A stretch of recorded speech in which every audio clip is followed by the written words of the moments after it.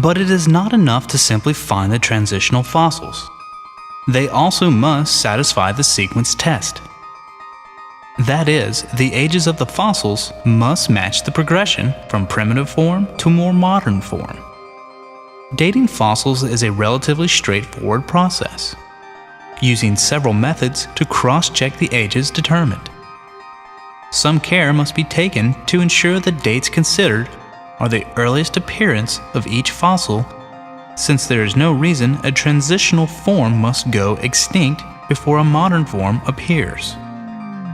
And there is no reason a successful form cannot endure for long periods of time with very little change. The modern crocodile can boast of 100 million years, and the cockroach, which has been around for 280 million years. But back to sequencing. If we consider our reptile-to-bird example and date the intermediate forms, we find that they are in precisely the right order.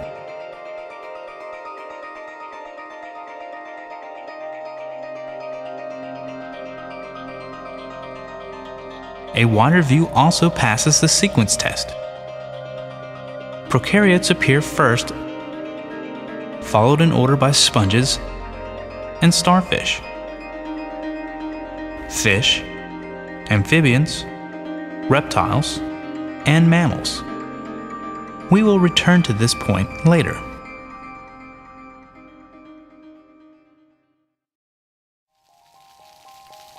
In the examination of structure of organisms, we frequently find organs that either have no function or have a modified function completely out of character with the structure.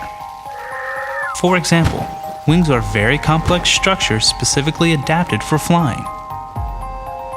So why do ostriches have wings?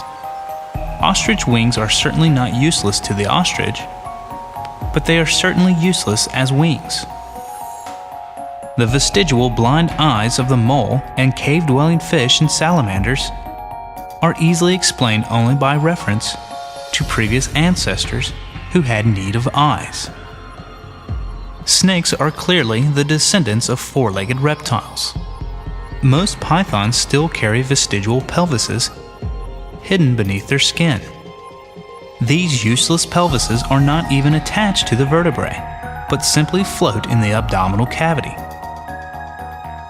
Many legless lizards carry rudimentary vestigial legs underneath their skin, undetectable from the outside. Dandelions reproduce without fertilization, yet they retain flowers and produce pollen, useless to the dandelion, but not to its ancestors. Many flightless beetles still carry their fully formed wings of their ancestors, but carry them underneath fused wing covers. Human herbivore ancestors are responsible for our useless wisdom teeth and our vermiform appendix. And our tailbone is a developmental remnant tying us to our ancestors who had external tails.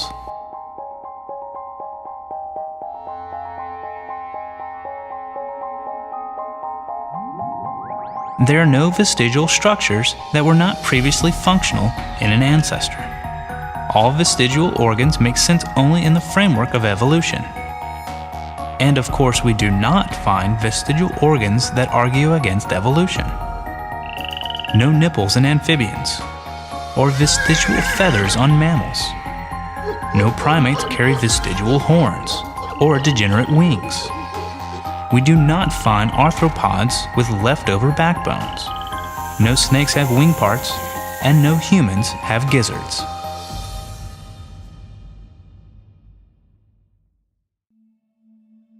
If creatures evolve from one another, there should be a geographical trail. Marsupials are a good example. With few exceptions, marsupials inhabit Australia. The possum and some South American species are explained by continental drift. South America and Australia used to be connected, and split apart only after marsupials evolved. Conversely, placental mammals were virtually absent in Australia until we introduced them there.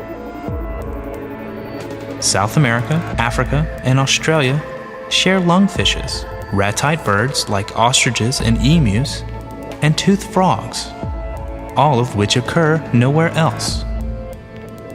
Humans' closest living relatives are the great apes, indigenous to Africa.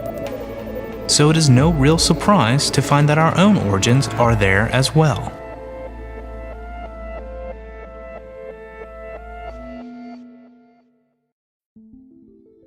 A test closely related to vestigial sections addresses similarities in structure in spite of differences in the functions of that structure.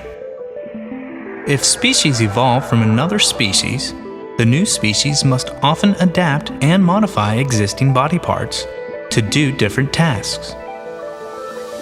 If we examine the bone structure in primate hands, and bat wings, and bird wings, and pterosaur wings, and whale flippers, and penguin flippers, and horse legs, and mole forelimbs, and frog legs, we will find they all have the same bones in the same relative positions.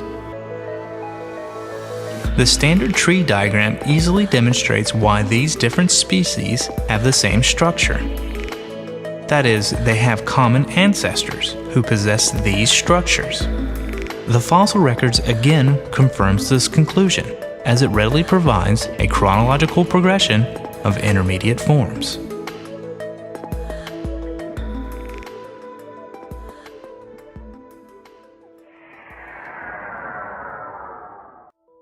We can occasionally find explanations for what appears to be bad design by tracing the source of body structure to our ancestors.